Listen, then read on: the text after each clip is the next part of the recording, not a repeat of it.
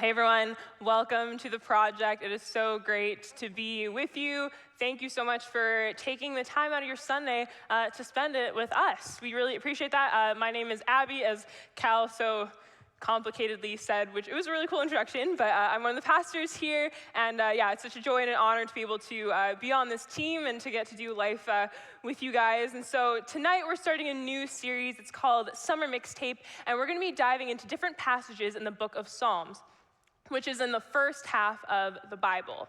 And here at The Project, we believe that the Bible is God's true and lasting word. It was written over centuries by different people, and it continues to have relevancy and applicability to our lives today in 2023. So more about the Psalms.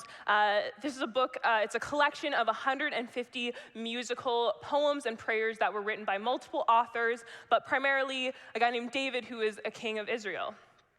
Psalms is probably one of my favorite books of the Bible because it just so powerfully represents the full range of human emotions in relation to one's journey with God. You know, they're so deeply relational and personal and give us such incredible insight into who God is. The Psalms are often written in the form of prayers, and they were written by individuals who at times really struggled in their faith, in their relationships with God, but even then they continue to hold fast and to endure and to keep going despite the many curveballs that life would throw at them. And so today we're going to be looking at one of my favorite Psalms. It's Psalm 46. It was written by the sons of Korah, and they were responsible for the ministry of music and song. And there's some debate. To preface this, if you don't know me, I'm like a huge Bible nerd, so you're just going to have to get on board if you don't like that. Sorry, but it's just a really cool way to just even think through the Bible, to realize that there are real people and real things going on. So will this be a social studies class? Maybe a little, but hopefully you'll thank me later. So there's some debate on the historical background of this specific psalm, but some scholars believe that it's a recounting of God's deliverance of Jerusalem, a city from the Assyrian army during the reign of a king named Hezekiah. And so again, if you're really into that nerdy stuff, you want to get your history, you want to know what's going on, you can read that story in 2 Kings 18 to 20. You can read about his time reigning then. But regardless, whether or not that's truly what the context is for this psalm, it shares some very important and beautiful aspects about God's character that I believe are still relevant to our lives and the way that we trust him and know him today. So let's read that psalm together. It's Psalm 46. You can pull it up on your phone or it will come up on the screen behind me.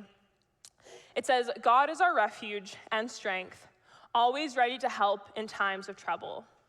So we will not fear when the earthquakes come and the mountains crumble into the sea. Let the ocean roar and foam. Let the mountains tremble as the waters surge. A river brings joy to the city of our God, the sacred home of the Most High. God dwells in that city. It cannot be destroyed.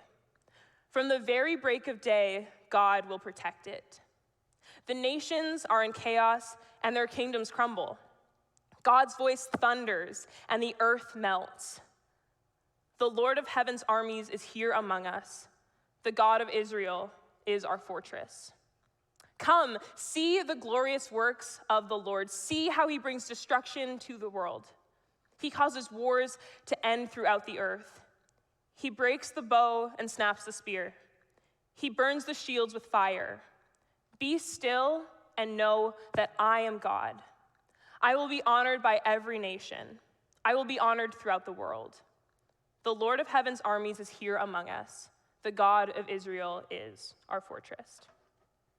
So as I read and digest that psalm, I think there's truly so much that we can learn from it. You know, it tells us so much about God's character and how that impacts our humanness and our day-to-day lives. And it does so with some really beautiful and vivid imagery. You know, there's an understanding that, you know, life will be hard sometimes, we'll get curveballs thrown at us, but even through that, God is still there for us. And so I would summarize the overarching idea of this psalm to be this: that we can have radical trust in God even in the face of overwhelming threat. We can have radical trust in God even in the face of overwhelming threat. You know, even in the impossible situations, even when the answer to our problems just feels so out of reach, even when we feel hopeless and lost. There's different ways that the psalm encourages us to trust God, and they're all based on different aspects of his character. So I want to look at the first one. The first one is that we can trust God as our refuge. So I want to just quickly read the first 3 verses of this psalm one more time. It says, God is our refuge and strength, always ready to help in times of trouble. So we will not fear when the earthquakes come and the mountains crumble into the sea. Let the oceans roar and foam. Let the mountains tremble as the waters surge.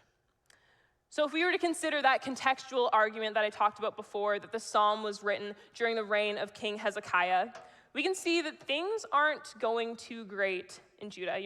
At this point in 2 Kings, the story tells us that 46 towns and villages had been raided, that 200,000 people had been taken captive, and a large amount of spoil had been plundered. At this point, at least 185,000 soldiers are surrounding the city, surrounding Jerusalem, and it looked like it was only a matter of time until the city was about to fall. Now, I don't know about you, but I would not want to be in the king's Birkenstocks if that was me. I get nervous about how many snacks to buy after the project. We did Oreos a month ago, and it was just the most stressful thing for me to try and order those on Click and Collect. I get nervous about what caption to post on Instagram. So, I don't know if ruling a city that's under chaos would really be something for my scope. So definitely not envying him there. But it would have been tempting for King Hezekiah to try and take full control of the situation. His city that he rules over, that he is supposed to lead, is just falling apart. He could have tried to form an alliance with another nation. We even read in 2 Kings that he tried to reason with the king that was fighting against him by giving him silver and gold, and that didn't really do anything. But ultimately, what changed the trajectory of the story was Hezekiah's radical trust in God as his refuge. The original Hebrew word for refuge used in this context, it translates to being a place of shelter, hope, and trust, a place where you can find asylum and rest. And so here the psalmist is declaring that aspect of God's character, that he is our refuge and our strength, always ready to help when trouble comes. And even following along this war imagery, we read that God is a fortress where we can find safety even in the middle of a battle. And I haven't been through many battles in my life, but one battle that I've really been through was just any time I played Capture the Flag, ever. I hate that game because I hate getting tagged and I just hate losing, so I just don't want to play it. But I do want to tell you about the last time I played it. And I don't even know, I will tell the story, but it's just a little complicated because it does involve our sports small group here at the project. So first of all, a little shameless plug. If you don't do anything on Monday nights, except for tomorrow because it is the long weekend, we have an awesome small group called Pro Sports. Meet most Monday nights to play a different sport each week. You can find out more about that on our website. But anyways, a couple years ago, I'd been going to pro sports pretty consistently. This may have been actually one of the last times that I went. But nonetheless, it's Capture the Flag night at pro sports, so I show up. And one of my friends, who shall remain nameless, because I think they might even be here tonight. I think I saw them in the lobby. Anyways, you know who you are. Anyways, we're playing, and this person is on the other team, and he's come to my team's zone, my team's end, and he doesn't realize that anyone's around him, so he's just hanging out. And I see him, and I'm like, perfect, this is it. I'm gonna tag him. It's gonna feel really good for me to finally get a win in this game. So I just start sprinting, and I did track and field in high school, so that version of Abbey just came up to the surface, and I'm booking it, I'm sprinting, and I'm about to tag him, and I extend this arm out to tag him. And as I'm about to touch him, literally I'm almost there, someone's like, dude, look out, someone's gonna tag you. And so this person realized that I'm there, and he ducks, just does one of these. I don't know why he couldn't have just accepted defeat, because I obviously ended up tagging him anyways, but that duck resulted in me doing an unplanned and very unwanted barrel roll, and then falling over and landing on my left ring finger. And I remember it hurting pretty bad, and I was already whiny the whole game, so I was like, well, this is it, I don't want to play anymore. So I just kind of like stood there and was complaining. But afterwards we went out for food, and I like look at my finger and I'm like, whew, it's stinging really bad. It's about twice the size that it should be, and it's purple. That's not great. And so naturally, as a musician, I play violin. This hand is very important to me. As a woman who hopes to have a very important ring on this finger one day, the future of this, it really mattered to me. So I was definitely freaking out.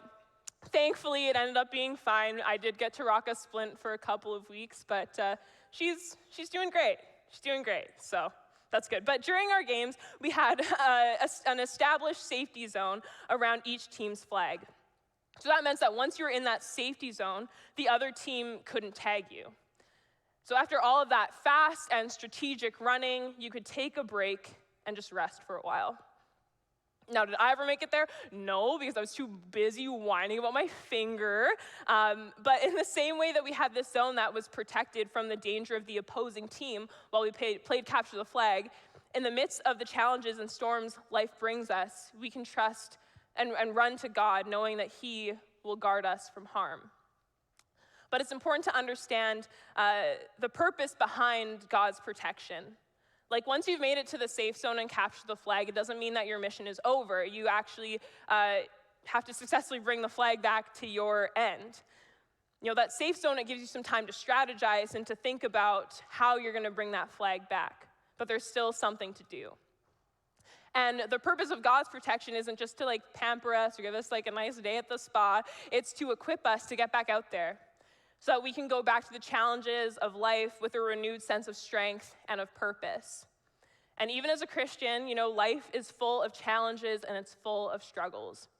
And God just isn't, you know, sitting up in heaven ready to just like wave his magical wand, like a problem-solving wand that will just make all of our lives easier, even though I wish he would do that sometimes. You know, the psalm doesn't say we will not fear if the earthquakes come and if the mountains crumble into the sea. It's when those things happen. They're inevitable. It's inevitable that we will face difficulties in this life. But, you know, while we can't control the storms that are surrounding us, we can control our response. And that's because of what the first verse declares about God's character, that he is our refuge and our strength, always ready to help us in times of trouble. So what does that mean for us? You know, the psalmist says, we will not fear. I love how verse 3 is written in this translation because it kind of invites the oceans to roar and foam and the mountains to tremble. It's like, oh yeah, like come at me. Like there's this big God that is my refuge and my strength. Like I'm good.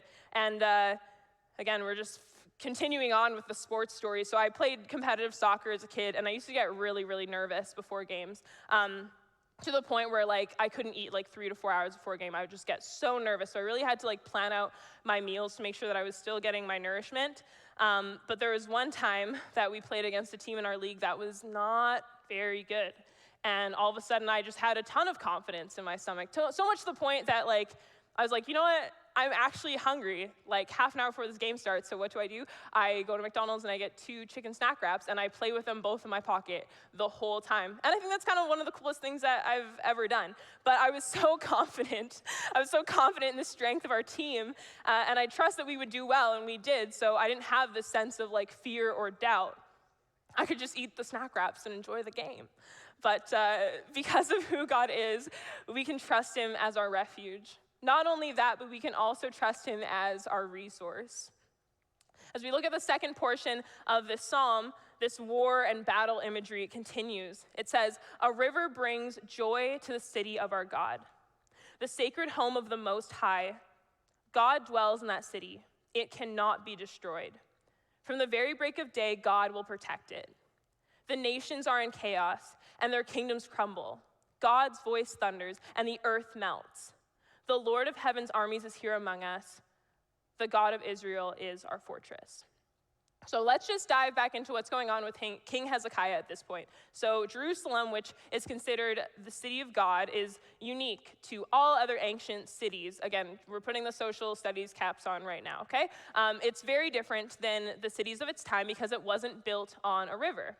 And this was a problem because you needed quick access to water, especially if your city is under attack. So when the Assyrians attacked Jerusalem, they thought that they had it in the bag because they just assumed they didn't have any water. And they thought it would ultimately just cause them to surrender. But unbeknownst to them, Jerusalem actually had a source of water because the king, he was a smart guy. He worked smarter and he worked harder, because what he did is he built this underground tunnel that secretly brought water to the city and supplied them with everything that they would have needed during the attack of the city.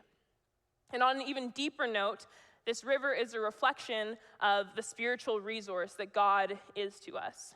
Throughout the Bible, water is used as a symbol of restoration and blessing. We see it when God cleanses the earth of corruption by sending a great flood and then establishes a new promise with Noah in the book of Genesis. Earlier in 2 Kings, there's a guy named Elisha who's a prophet, and he instructs a man with this skin disease to cleanse himself 7 times in a river, and he comes out healed. But more importantly, on a spiritual level, God establishes himself as the living water, the only one that can satisfy our spiritual thirst for something beyond just this physical world. And in the same way that in the middle of an extreme heat wave, our bodies crave a nice cold glass of water, our souls are also longing to be filled.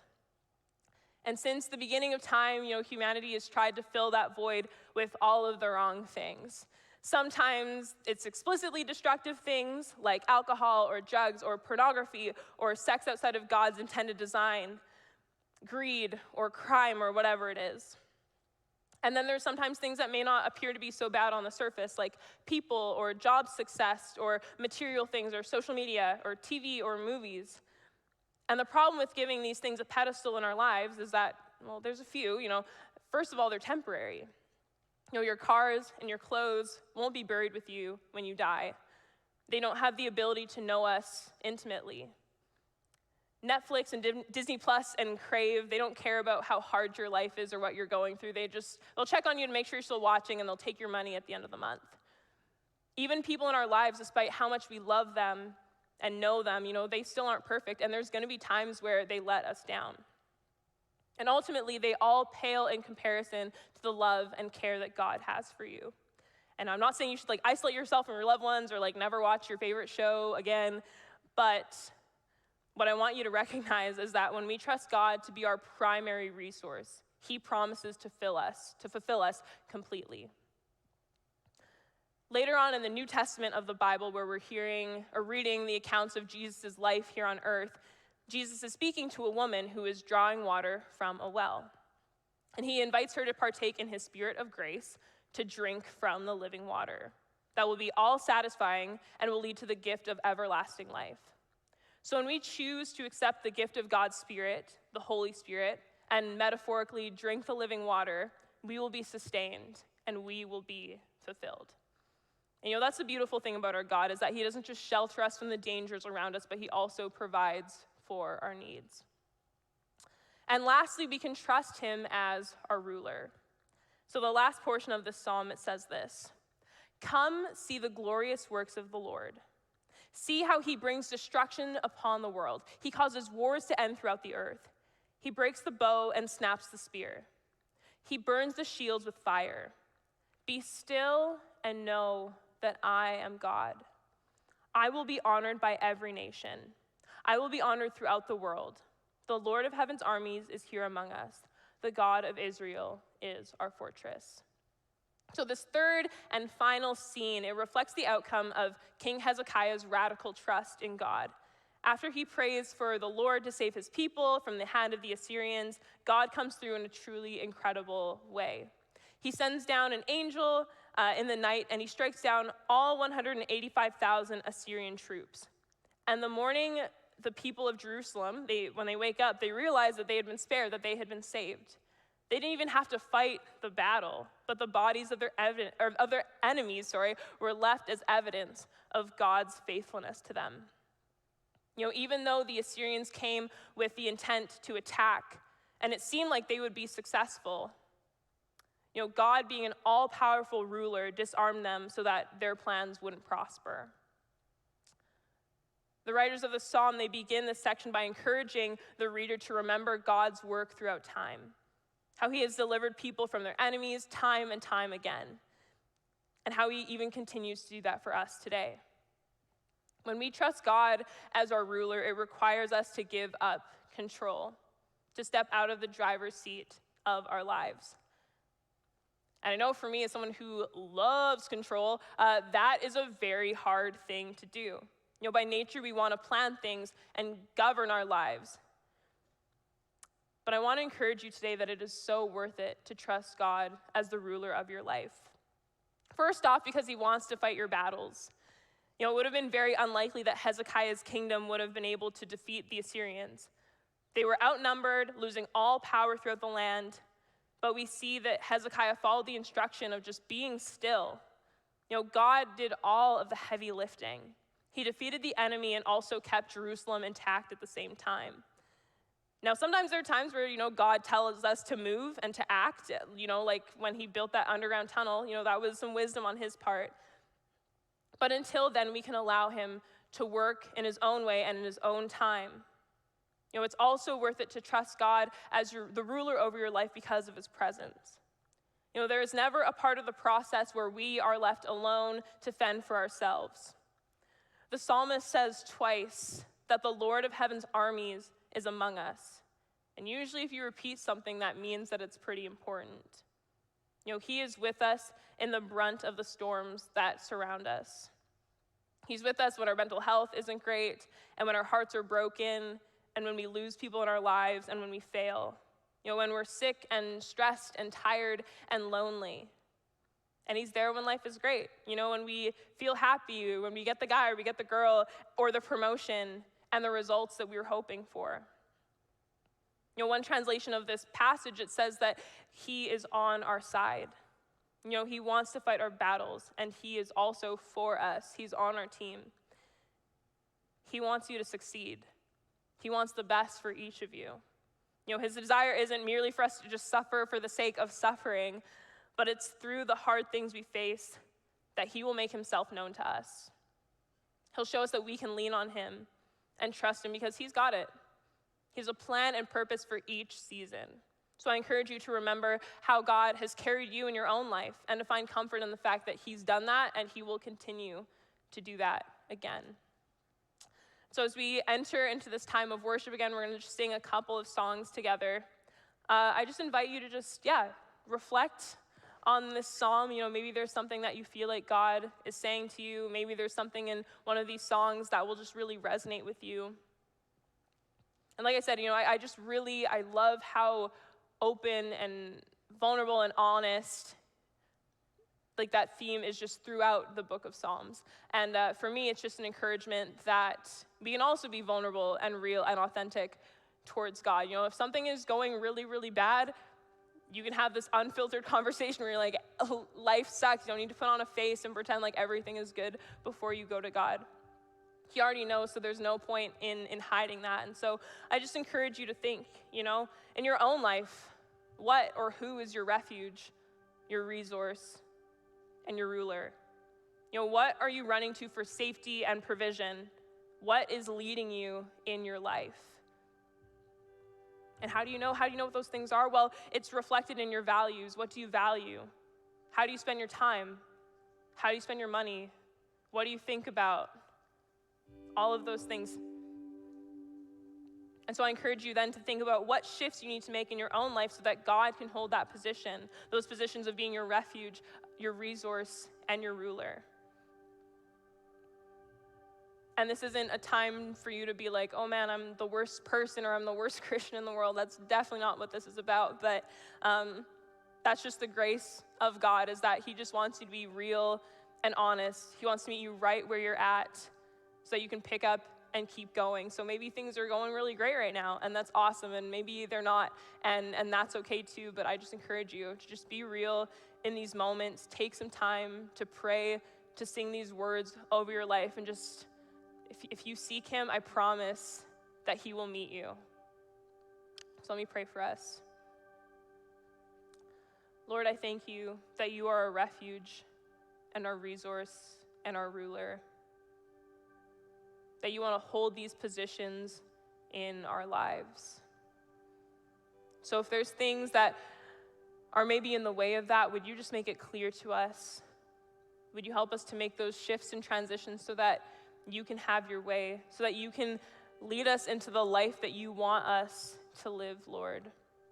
I thank you that even in the midst of chaos or the metaphorical battles we may be fighting, that you go before us, that you will fight those battles. And, if there's some of us in this room, and I know I'm including myself, who just really want control over certain things in our lives, Lord, would you just help us to see that your way is better? That where we think we might have the solution, that, maybe you're just calling us to just wait and to just be still and to let you do all the heavy lifting. And then you let us celebrate in that victory. So Lord, I thank you for each person in this room tonight. Would you just open our hearts and our minds to be receptive to what you have to say to us? Amen. Awesome. I invite you to stand as we continue to sing together.